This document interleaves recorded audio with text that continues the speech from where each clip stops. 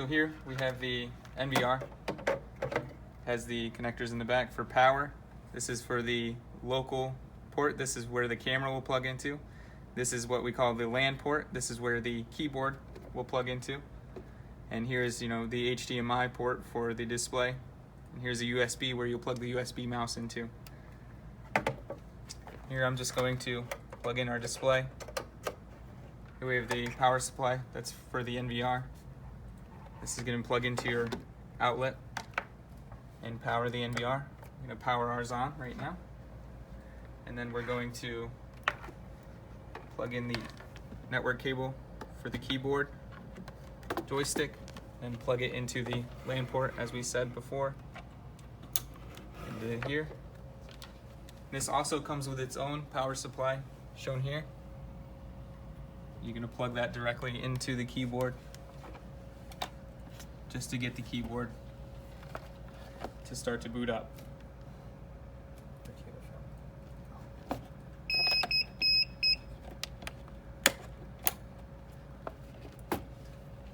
Okay. The keyboard will take a second to boot up. That's why we did that first. Then moving on over to the camera. So you can see you have a rather large power supply. I have to make sure that's plugged in here to power this, which will then provide power over here. Okay, so we forgot to show you how you're gonna plug in the mouse. It's pretty simple. You're just gonna use the USB port in the back, the top one preferably. And then here you have the PoE port on your NVR, which is going to go to your camera.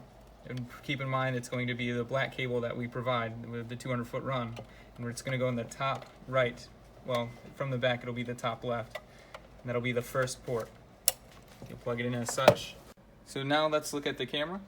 And we're gonna start kind of going backwards here. Here's the power connector that we've put on here. And this is gonna connect to the wire that is provided. We're not gonna plug it in quite yet. And here's where the Cat5 cable is gonna go. The black 200-foot run is going to go. You can start by plugging the power in. And make sure you're not running the cable backwards, obviously. You don't want to create more hassle for yourself. So this end is going to be at the location where there is power, and the part we just plug in is going to go to the pole where the camera will be installed. In here, keep in mind we have the large power supply from the rear plugging into the long power cord here. And if you might be able to hear the camera booting up, and in a couple seconds we're going to see the camera go through its boot procedure. So it runs through some PTZ. Here we see the wiper. And while it's booting up, we're going to bring over the blue cord, which, keep in mind, this is only emulating the 200-foot black cord. And we can plug this in here. And we already have it plugged into our NVR over here. And we should, after the camera's done with its boot up procedure, see video on our NVR. And then that will lead us to showing how to use the keyboard.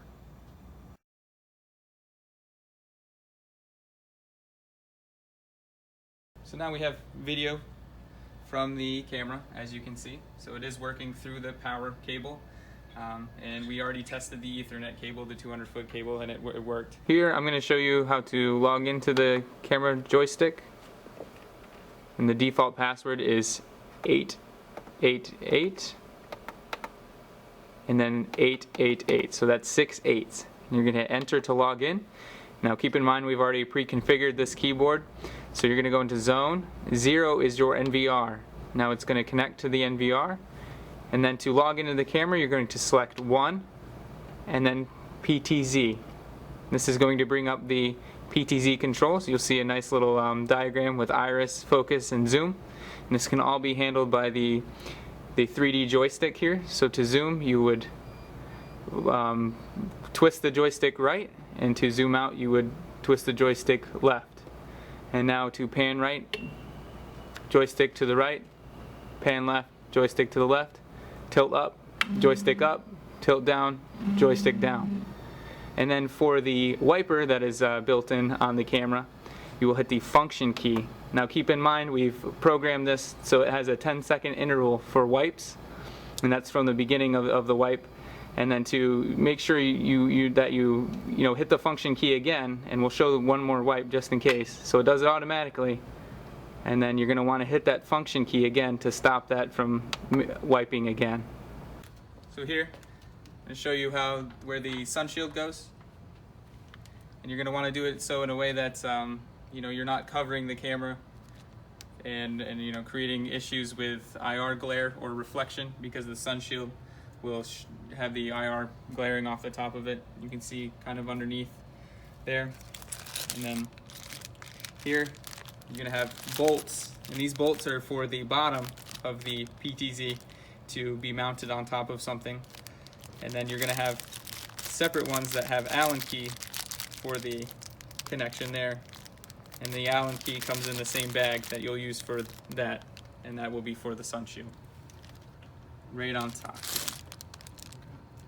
So here's the optimal position that you would have this in, and this can be adjusted with those screws. You loosen them slightly so you can adjust it and then tighten it back up when you have it in the optimal position, making sure that this lid is not in any way affecting the IR LEDs and creating any sort of IR reflection or glare.